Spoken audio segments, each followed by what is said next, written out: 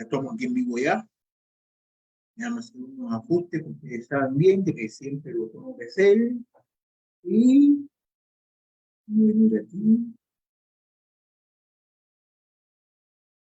Bien.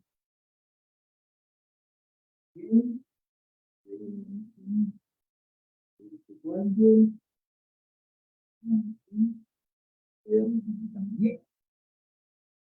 Y aquí. Y le damos aquí. Ya estamos en el negocio. En el negocio de nuestro Padre Celestial. Estamos en el negocio de él. Vengo por aquí. Y pongo esto aquí.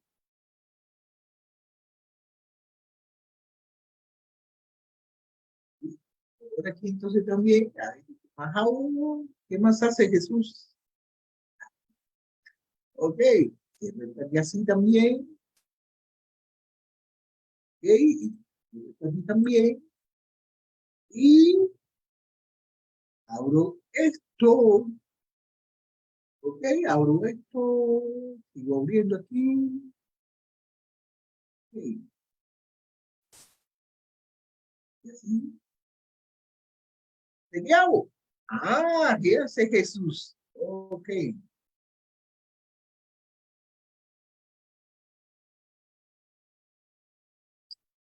Entonces, déjeme decirle una cosa, ¿no?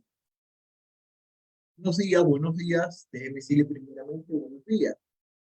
También decirle de que ayer estudiamos acerca de la sal del mundo, de que nosotros somos la sal del mundo, pero si, déjame leer el versículo, ¿no? Que estudiamos ayer. Nosotros somos la sal de la tierra, pero si la sal se desvaneciera, ¿con qué será salada? No sirve para más nada, sino para echarla fuera y nada por el hombre, nada para el hombre. Pues, entonces, el que está diciendo aquí es nuestro Salvador Jesucristo. Jesucristo dice de que nosotros somos la sal de la tierra y que si nosotros perdemos nuestro sabor, no sirve para nada. Y eso es una de las cosas que nosotros tenemos que hacer la manera de tener siempre en sazón. Quiero decir una cosa, ¿no? De que la sal es primordial y principalmente para todas las comidas. La comida esencial, a veces que la gente no le agrada mucho. Y ¿qué quiere decir Jesús? Que nosotros tenemos que estar completamente seguros de que nosotros estamos estar enfocados en la. O sea, de aquí vamos a comenzar a estudiar el versículo del 14 al 16, vamos a estudiarlo hoy, estamos en el libro de Mateo, capítulo 5, y vamos a empezar a estudiar desde el 14 hasta el 16. Y dice así, como dice, espérate, mira cómo dice, también, y aquí ya podemos mirar,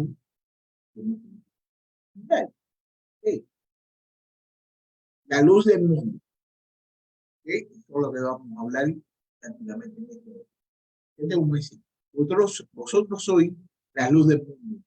Una ciudad, una ciudad situada sobre un monte no se puede ocultar y se enciende una lámpara y se pone debajo de un almud, sino sobre candelero y alumbra a todos los que están en la casa. Así brille vuestra luz delante de los hombres para que vean vuestras buenas acciones y glorifiquen a vuestro Padre que está en los cielos. Bueno, la luz del mundo. Aquí lo que podemos ver aquí, que dice que nosotros debemos ser la luz del mundo. Mira, vamos a desglosar el versículo 14, ¿no? No tiene que haber sido ninguna sorpresa, no tiene que haber sido ninguna sorpresa para los discípulos que Jesús pronunciara sus famosas palabras de que yo soy la luz del mundo. ¿Okay? Eso para ellos no tiene nada que ver, porque ya ellos están familiarizados con esa palabra. El que me sigue, el que siga a Jesús no andará en tinieblas, sino que tendrá luz de la vida. Mientras estoy en el mundo, yo soy la luz del mundo. Eso también lo dice él en el libro de Juan, capítulo 8, versículo 12. Y en el versículo 9, capítulo 5, vamos a ver donde lo dice. Oh, mira, me engañé. No le habrá sorprendido, no le habrá sorprendido, no le habrá sorprendido, porque el Antiguo Testamento ya había empleado este simil con referencia al siervo de Jehová. Yo soy el Señor, en justicia lo he llamado, le sostendré con la mano, por ti velaré y te pondré como un pacto para el pueblo, como la luz de las naciones. Daré luz de las naciones para que mi salvación alcance hasta los confines de la tierra. Eso lo podemos ver en el libro de Isaías, capítulo 42, versículo 6, y en el capítulo 49, versículo 6. En cambio, podemos suponer que su sorpresa habrá sido mayúscula. Su sorpresa podría haber sido muy grande al escuchar las palabras de nuestro texto. Vosotros sois el mundo. Quizás nosotros también debamos a iniciar nuestra meditación de estas palabras, obrando la misma sensación de asombro. Nosotros debemos asombrarnos de que también, y de que nosotros somos la luz del mundo, la luz. ¿Entienden? Eso vuelve hacia todos los que le siguen de corazón y manifiesta su carácter y le dice, vosotros sois la luz del mundo. Esto nos incluye también a nosotros, los discípulos suyos del siglo XX. ¿Quién soy yo? A veces que nosotros nos preguntamos, ¿quién soy yo? Pobrecito de mí, pobrecito de mí. Yo no soy nada, yo no soy nadie, yo no soy tan importante. Evidentemente, los discípulos, al haber comprendido su caminar con Cristo, nosotros, al haber aprendido el caminar con Cristo, somos personas a las cuales la obra de la gracia divina está empezando a surtir efecto en nosotros. Pero quizás no hubiera llegado aún, nos hubieran llevado aún muy lejos de la transformación real de su carácter. Muchas veces estamos muy lejos de la transformación real del carácter de Cristo. Nosotros tenemos que parecernos a Cristo. Todavía las debilidades de nosotros destacan más que la influencia de Cristo.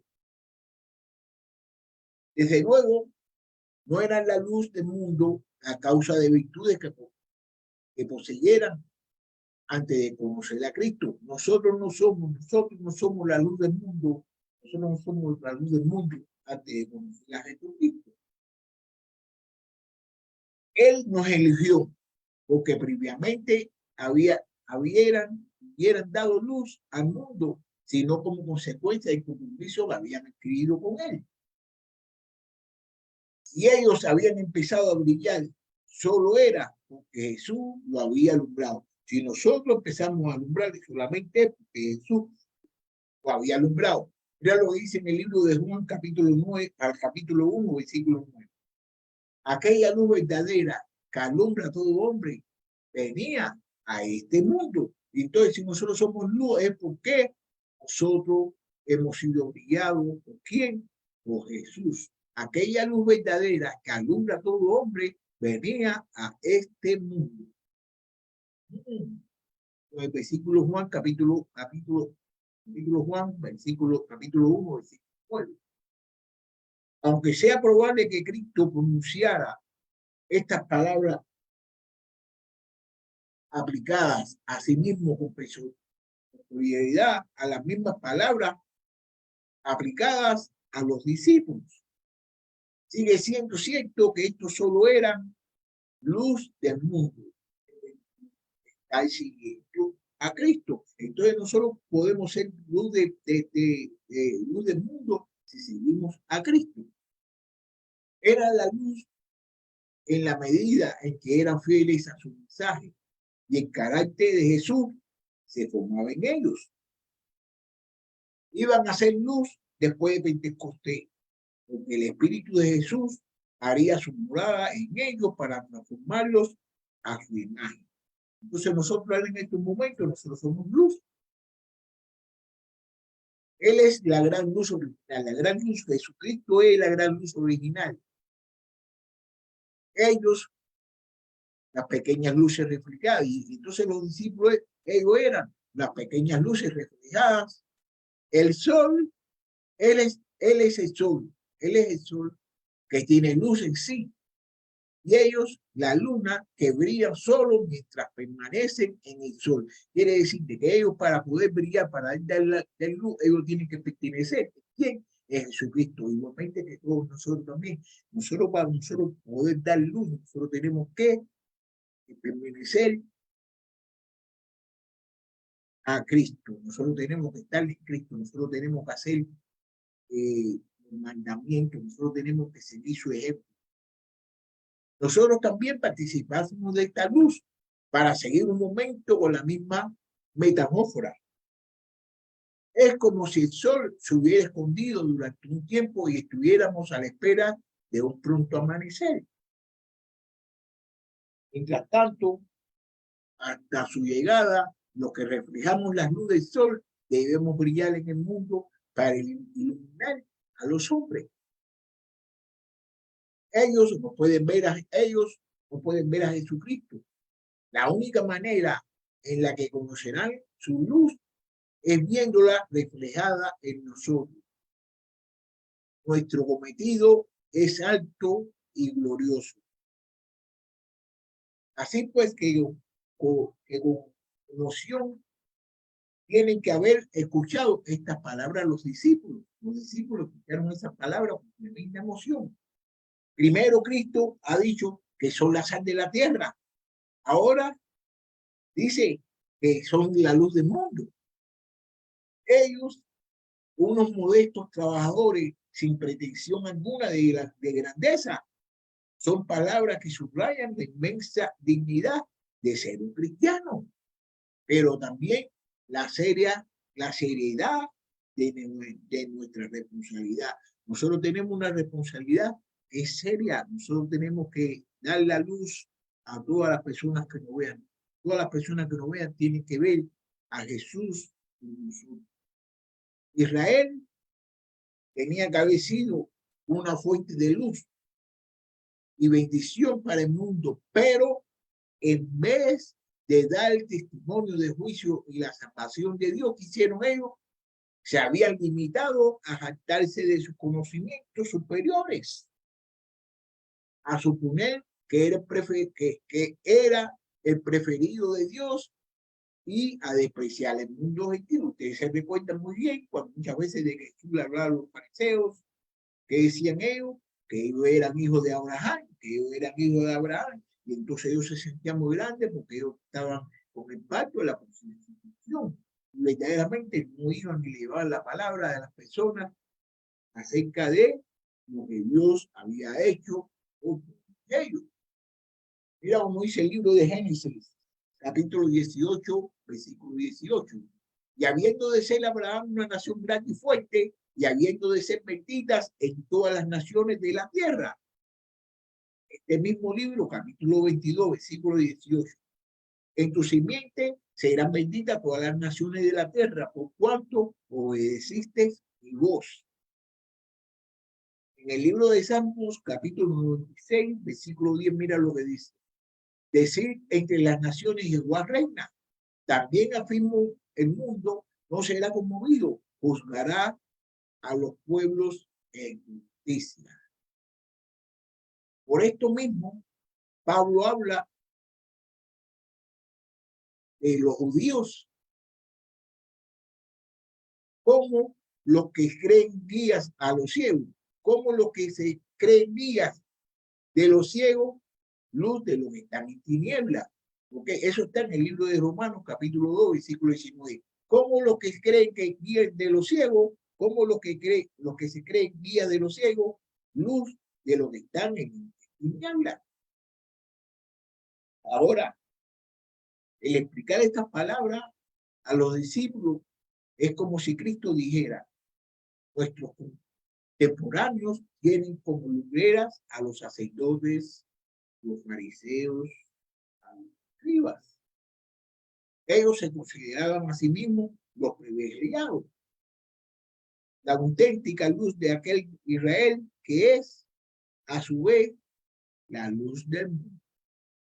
Son la luz de la luz, son la luz de la luz en su propia estimación. Pero yo os digo que vosotros, no ellos, sois la verdadera luz del mundo.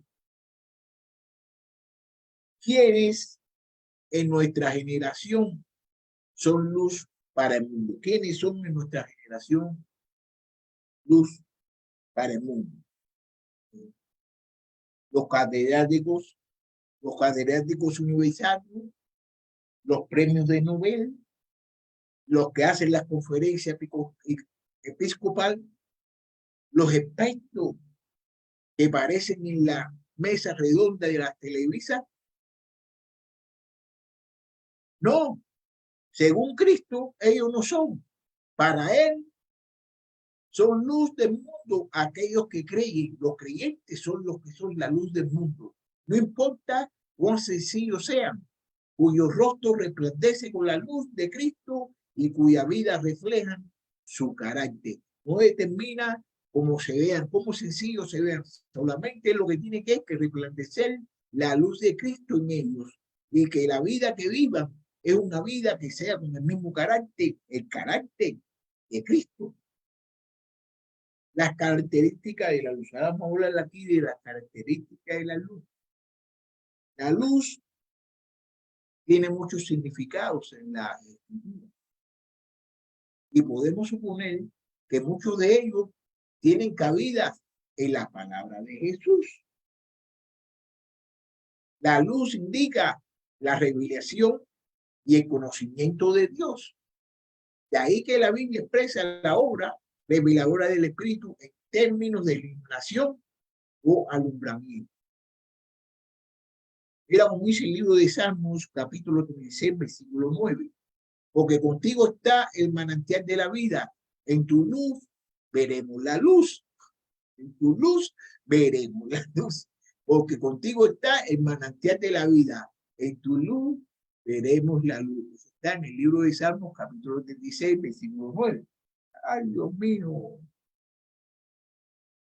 En el libro de Mateos, capítulo 6, versículo 22, 23, dice: la lámpara del cuerpo es el ojo. Así que si tu ojo es bueno, todo tu cuerpo estará lleno de luz.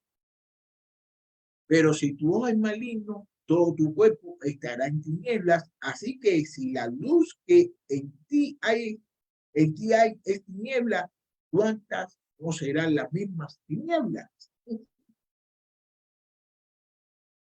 La luz indica la presencia de Dios que alumbra nuestros caminos y dirige nuestros pasos. De ahí que en el reino futuro no haya necesidad de sol y luna. La lámpara es a mis pies tu palabra y lumbrera en mi camino. Eso lo podemos ver en el libro de Salmos, capítulo 119, versículo 105.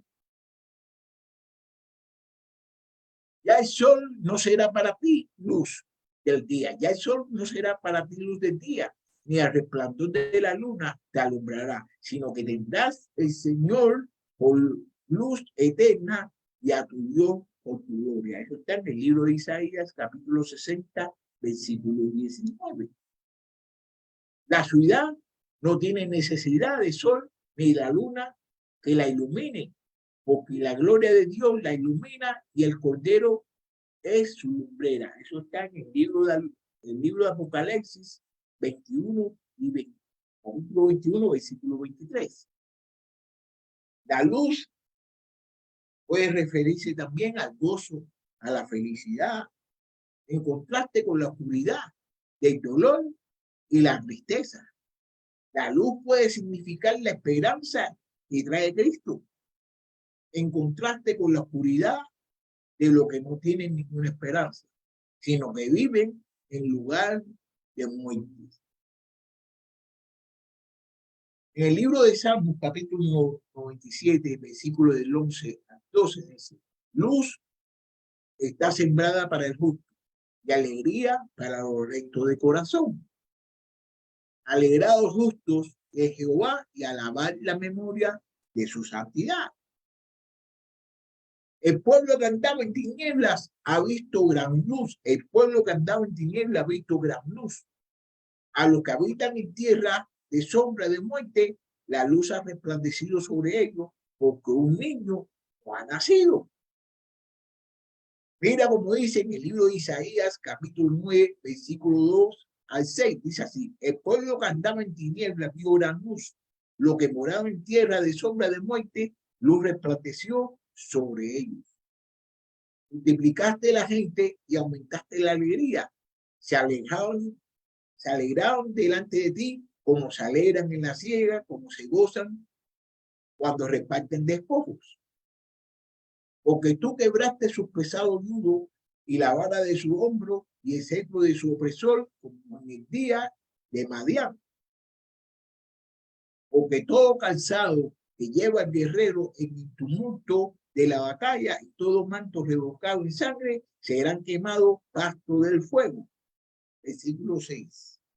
Porque un niño no es nacido, hijo no es dado, y el principado sobre su nombre se llamará su nombre admirable, consejero, Dios fuerte, Padre eterno, príncipe de paz. Fíjate, y se llamará su nombre admirable, consejero, Dios fuerte, Padre eterno, príncipe de paz. ¿Quién es ese? Ese es Jesucristo, ese es Jesucristo. Ok, mira también como dice aquí en el libro de Mateos, capítulo 4, que es este mismo libro que estudiamos ya, en el versículo 15 al 16, tierra de Zabulón y tierra de Naftali, caminó el mar al otro lado de Jordán, Galilea de los gentiles. El pueblo asentado en tiniebla vio gran luz, y a los sentados en región de sombra de muerte, luz le resplandeció. Bueno. Sobre todo, la luz nos habla de la rectitud, de la justicia, de la verdad y nobleza del carácter, en contraste con las obras de la tiniebla, las cuales son malas. La luz vino al mundo. Esto lo dice en el libro de Juan, capítulo 3, versículo 18. Dice, la luz vino al mundo y los hombres amaron más la tiniebla que la luz, pues sus acciones eran malas, porque todo el que hace lo malo odia la luz y no viene a la luz, para que sus acciones no sean expuestas, pero el que practica la verdad viene a la luz, para que sus acciones sean manifestadas, que han sido hechas en Dios. Oh, qué bonito está diciendo aquí lo que está diciendo el libro de Juan, capítulo 3, versículo 19, 21, por eso después de que habla acerca de que mandó a su hijo mundo para que también en el libro de Efesios, capítulo 5, versículo 8, versículo 11, dice, antes haré tiniebla, pero ahora solo luz. En el Señor anda como hijo de luz, porque el fruto de la luz consiste en toda bondad, justicia y verdad. Examinando lo que hará el Señor, no participéis en obras estériles de las tinieblas, sino más bien desenmascaradas. Puesto que Cristo mismo concluye sus palabras con referencia a las buenas obras, seguramente este debe ser el sentido primario de la ilustración en el Sermón del Monte. Al fin, la luz puede referirse a todo el conjunto de bendiciones de la salvación en Cristo. Mira como dice el libro de Salmos, capítulo 27, versículo 1. Jehová es mi luz y mi salvación. ¿De quién temeré? Jehová es la fortaleza de mi vida. ¿De quién he de atemorizarme? El Señor espera que todos los que somos beneficiarios de aquellas bendiciones, ahora seamos el medio para transmitirlas a otros. No podemos quedarnos callados de todas las cosas que Dios ha hecho con nosotros. Habla con otros acerca de Él, que Él le ha hecho, lo que está haciendo y lo que seguirá haciendo con todos nosotros. Los discípulos, pues, al ser la luz del mundo, tienen que ser un fiel reflejo de la salvación de Cristo. Una manifestación en este mundo de la gloria del reino venidero y un medio de la revelación de Dios a sus vecinos. Debemos caracterizarnos por el gozo de la salvación y la alegría de la esperanza. Y sobre todo, debemos manifestar la gloria de Dios a través de la vida transformada a la imagen de Cristo, que son la vida recta y nobles, justas y honradas, bondadosas y amables y llenas de buenas obras. Colectivamente, los creyentes, nosotros los creyentes somos la luz, individualmente somos iluminadores que resplandecen en medio de una generación torcida y perversa.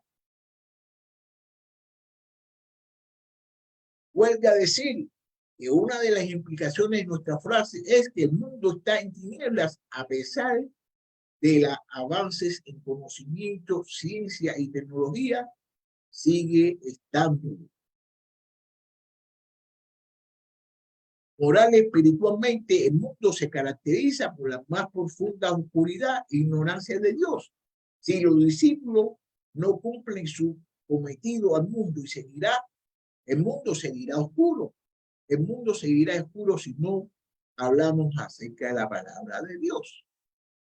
Pero mientras la sal tiene un efecto secreto y sutil, casi clandestino, la buena cocinera no deja ver la sal encima de del plato, sino que echa en la comida. Sin embargo, la luz, en cambio, ante todo tiene una función abierta, pública, que no se puede esconder. Bueno, la sal, pero la sal tiene que estar escondida, se mezcla con la comida, pero la luz no puede estar escondida, la luz tiene que estar siempre abierta públicamente y no se puede esconder.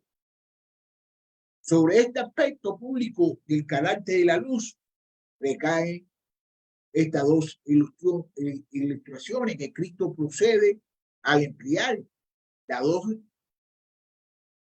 dos indican que los discípulos deben ser visibles y radiantes. Ahora voy a hablar acerca de las dos ilustraciones del versículo 14 y del versículo 15. La ilustración del versículo 14 acerca de la ciudad. ¿Okay? A primera vista puede resultar difícil ver la conexión de la ilustración de la ciudad y la luz. En una ciudad citada sobre un monte no desprende luz ni brilla, pero bien pensando, la ciudad es visible sobre todas las cosas porque está en la arriba, es visible en la luz. Es visible solo porque está en la luz. ¿Okay? Por la noche, siempre poniendo que no disponga de la luz artificial y que no haya luna llena. Desaparecerá. En cambio, bajo la luz del día es imposible que se pueda esconder. Así que es alumbrado por Cristo. Así es, así. El que es alumbrado por Cristo, está puesto para ser visible. Dios quiere que su vida sea conocida por su prójimo y le sirva de testimonio. La obra de gracia en la vida del creyente debe ser claramente visible a todos. Nosotros tenemos que vivir agradecidamente y decirle a la persona todo lo que Cristo, todo lo que Dios ha hecho por todos nosotros. La ilustración del candelero en el versículo 15, las lámparas de aquel entonces no eran de gran potencia para que pudiesen alumbrar la casa. Debería estar donde colocada en un lugar alto y estratégico, es decir, En el calentero, normalmente un soporte de metal o de piedra que saliera de la parte alta de la pared debía estar en un lugar alto. ¿Okay? Nadie sería tan necio como para encender una de estas lámparas y esconderla en un lugar en que su luz no alumbrara nada. Por ejemplo, debajo del almud o selimín, o sea, una vasija utilizada para guardar ciertas medidas de grano. Sería una negación del propio propósito de la luz. Si esconde la luz, la pone en un lugar que no va a alumbrar, es una negación de la luz. La razón por la cual se enciende una lámpara es para que dé luz a todos los que están en la casa, a todos, porque la casa de los humildes, es decir, de la inmensa mayoría de los creyentes, de los oyentes de Jesús, la mayoría de la gente que están escuchando, tenían una sola habitación. No tenían 2 o 3 cuartos, sino que tenían una sola habitación. Entonces tenían que tener la luz para que le diera a todo el mundo. ¿Okay? La moraleja de estas dos ilustraciones es obvia, es obvia. Y Cristo la aplica a los discípulos en el versículo 16, el testimonio del discípulo. En este mismo capítulo, el versículo 16, él lo va a explicar bien. Igualmente necio sería que alguien alumbrando por el evangelio de Jesucristo escondiese la luz de su testimonio. Sería un contrasentido equipable a una ciudad asentada sobre un monte, pero invisible, o una lámpara encendida, pero escondida debajo de una base.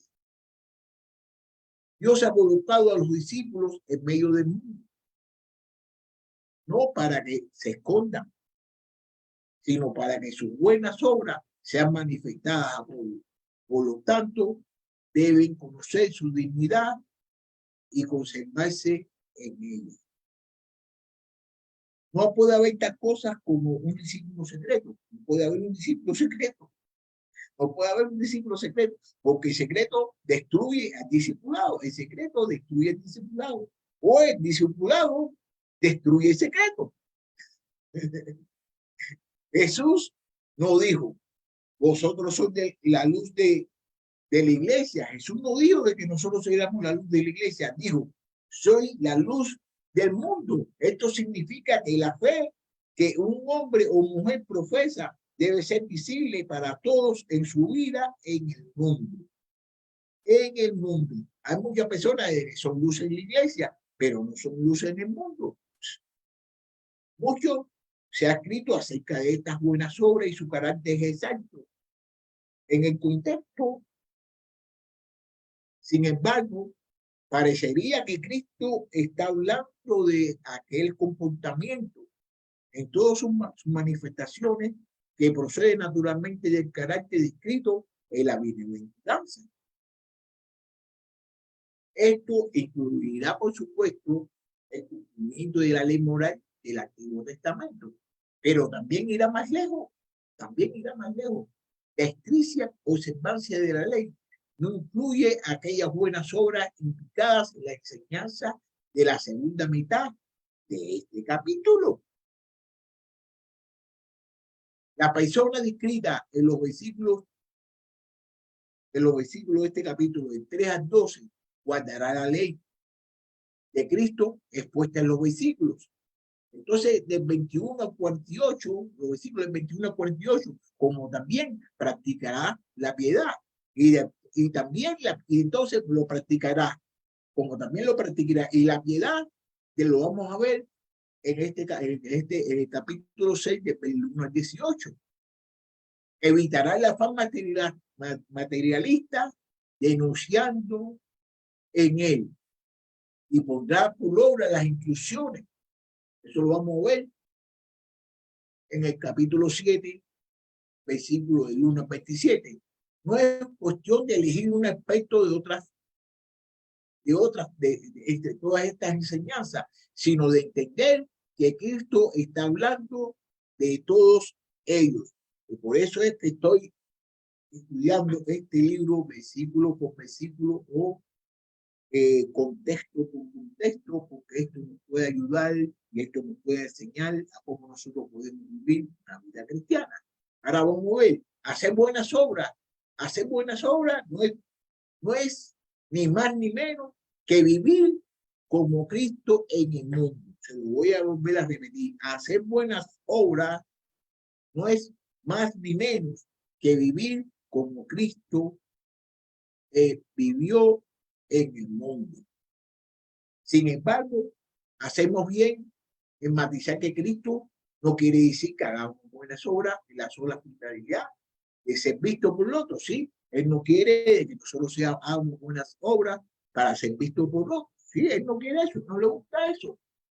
Esto nos conduciría a una clase de hipocresía y estaría en abierta contradicción con lo que Jesús enseñará explícitamente acerca de la naturaleza secreta y humilde de nuestra caridad y piedad. Eso lo vamos a ver en el versículo, en capítulo 6, versículo 1 al 18. Este libro está buenísimo. La Buenaventuranza tiene muchas enseñanzas. Estas nunca deben ser motivo de alarde de ganancia. Sí, pues ahora habla del testimonio abierto y público de nuestras obras. Debe estar pensando en el conjunto de nuestras vidas. Entonces, ¿qué es lo que sucede? De que aquí vamos a aprender bastantes cosas acerca de cómo Dios quiere, cómo Cristo quiere, de que nosotros vivamos para que nosotros podamos glorificarlo, para que nosotros podamos hacer su obra, para que nosotros podamos hacer todo lo que Jesucristo hizo. Todo lo que hacemos debe traer gloria a Dios. Nunca deshonrar nuestros testimonios, no podemos deshonrar nuestros testimonios. Nosotros tenemos que traerle gloria a quién, a Dios. Lo cierto es que la gente nos mira, considera cómo afrontamos las pruebas y aflicciones y cómo reaccionamos en tiempos de crisis. Muchas personas nos están mirando y muchas personas nosotros tenemos que ser la luz del mundo. Nosotros tenemos que darle el ejemplo, nosotros tenemos que representar a Jesucristo. Porque si las personas que nos están mirando a nosotros, pues, estamos haciendo una cosa que es diferente a lo que Jesús dice que nosotros debemos hacer, no se van a poder acercar a Cristo. No se van a poder acercar a Cristo. ¿Ok? Observar nuestras actitudes y acciones y las compara con nuestras enseñanzas. ¿Ok? Detecta rápidamente cualquiera inconsecuencia o hipocresía en nosotros. Por eso mismo muchos dicen, no, porque los cristianos son hipócritas, es porque las acciones que estamos haciendo son unas acciones muy diferentes y son acciones que no estamos haciendo lo que nosotros deberíamos hacer. Nosotros somos la luz. Por eso, nosotros somos lo que podemos atraer a las personas a Cristo y lo que nos podemos alejar. Nosotros, de la forma de que nosotros actuemos, esa es la forma en que nosotros podemos atraerle a la persona a Cristo. Si nos comportamos como el mundo, si en vez de ser luz somos tinieblas o si escondemos nuestros valores cristianos, somos como sal que no sirve para nada o como una luz debajo de una vasija. En cambio, si ven en nosotros un amor verdadero hacia los que nos tratan mal, si escuchan una oración que revela una confiada intimidad con nuestro Padre, o si ven una generosidad exenta de toda preocupación, generosidad, preocupación material, pero ok, si ven toda preocupación materialista, tomarán buenas notas y se preguntarán de dónde viene la luz. ¿Qué ven? Las obras de cristianos tienen una función misionera. Así Dios será glorificado en el sentido de que su poder para cambiar vidas será reconocido, asimismo será manifestado como el único Dios verdadero. La gloria de Dios nos muestra propia glorificación. Debe ser el fin que perseguimos para que vean nuestras obras, nuestras buenas acciones y glorifiquen a vuestro Padre que está en los cielos. Antes de dejar este texto, debemos considerar la frase de vuestro Padre que está en los cielos, frecuentemente utilizada por Jesucristo, pero empleada aquí por primera vez en el Evangelio de Mateo. Es un tópico decir que en el Antiguo Testamento Dios era percibido como un ser distante y temible, y que Jesucristo, quien lo revela como nuestro Padre, pero no es el de todo exacto. Ni siquiera es cierto que en el Antiguo Testamento Dios se reveló como Padre del pueblo de Israel, pero no de los creyentes individuales, pues aunque ciertamente se manifiesta como Padre de la nación. Otro texto contempla la paternidad de Dios de maneras más íntimas y particulares. El Salmo 68, versículo 5, llama a Dios Padre de los huérfanos y defensor de las viudas. Mira como dice, Salmo 68, Salmo capítulo 68, versículo 5. Padre de huérfanos y defensor de viudas es Dios en su santa morada. Hablando de David, el Salmo 89, 26 dice, Él clamará a mí, mi Padre eres tú, mi Dios y la roca de mi salvación. Mira como dice, Él me clamará, mi Padre eres tú, mi Dios y la roca de mi salvación. Algunos salmos, el Salmo 103, capítulo 13, compara la misericordia de Dios por la compasión con que un padre se compadece del hijo. En la segunda de Samuel, capítulo 7, versículo 14, Dios promete a David en cuanto a Salomón, yo seré un padre para él y ese será un hijo para mí. Mira como dice en el Salmo 103, capítulo 13, como el padre se compadece de los hijos, se compadece Jehová de los que temen. Yo, aquí mira como dice en el segundo de Samuel, capítulo 7, 14. Yo le seré a él padre y él me será mi hijo. Si él hiciera mal, yo lo castigaré con vara de hombres, hombres, y con azotes de hijos de hombres. Como consecuencia, en la coronación de los reyes de Judá se le aplicaban las palabras de Salmo, capítulo 2, versículo 7. El Señor me dijo, mi hijo eres tú y yo te he engendrado hoy. Mira cómo dice. Y yo publicaré el decreto de Jehová, me ha dicho, mi hijo eres tú y yo te engendré hoy. ¿Okay? Jesús, por lo tanto, no inventa la idea de Dios como Padre. Jesús no inventa de Dios como Padre ni aplica estas palabras por primera vez a creyentes individuales, sino que edifica sobre el fundamento del Antiguo Testamento, haciendo un término empleado en poca frecuencia y casi siempre con matices mesiánicos, sea aplicado con mucha frecuencia a Dios en su relación con los discípulos.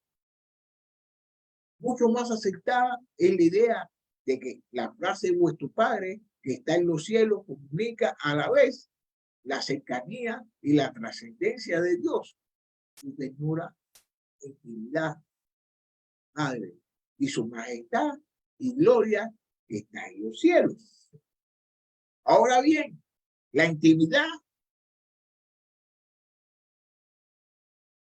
nuestro Padre debe manifestarse en nosotros cuanto respetamos su carácter, y los demás pueden ver en nosotros que somos verdaderos hijos de nuestro Padre. Y la trascendencia de Dios debe verse en vosotros por el carácter distinto de nuestras vidas, en contraste con la de nuestros vecinos, que tiene que haber un cambio en nuestras vidas. Recordemos pues la esencia de la enseñanza. Vamos recordando la esencia de las enseñanzas de estos versículos. Vamos recordando de ella. Una propiedad, fíjate, una propiedad de la luz consiste en ser absolutamente distinta de las tinieblas. La chispa más pequeña se puede ver inmediatamente en un cuarto oscuro. De todas las cosas creadas, la luz es la más útil. De todas las cosas creadas, la luz es la más útil. Sirve para fertilizar, para guiar y para dar ánimo. Fue la primera cosa creada. La luz fue la primera cosa creada. Ay, Dios mío. Sin ella, el mundo sería un vacío tenebroso. De cierto, se quiere que entendamos por medio de estos dos símbolos que deben haber marcado distinto, peculiar en nuestro carácter, si somos cristianos verdaderos. Si somos cristianos verdaderos, poseemos la gracia, pues esta debe ser vista. Si poseemos la gracia, esta debe ser vista. Tenemos el Espíritu, entonces debe haber fruto. Si tenemos el Espíritu, debe haber fruto. Si poseemos algo de la religión salvadora, entonces es preciso que haya entre nosotros los que piensen tan solo en las cosas del mundo. Una diferencia en cuanto a hábitos y gustos profesionales en la mente. Bueno, la sal y la luz indican claramente una singularidad ya de corazón y de la vida, ya de la fe y de la práctica. Entonces, ¿qué es lo que pudimos aprender aquí? Pudimos aprender de que sin Dios nosotros no somos nada, de que nosotros tenemos que ser la luz, y nosotros tenemos que tratar la manera de mostrarle a todas las personas con nuestro carácter, con la forma en que nosotros vivimos, que nosotros somos hijos de Dios, que nosotros somos hijos de Dios, que nosotros somos hijos de Dios, que nosotros somos hijos de quien lo creó todo. No es la cosa que lo primero que creó fue la luz. Nosotros debemos ser luz para todo este mundo. Podemos, ¿okay? Bueno, pues que tengan un buen día, un bendecido día y nos tenemos que retirar ya porque tenemos que ir ahorita para la iglesia para seguir trabajando para el Señor. Nos vemos y que tengan buen día. Bendiciones.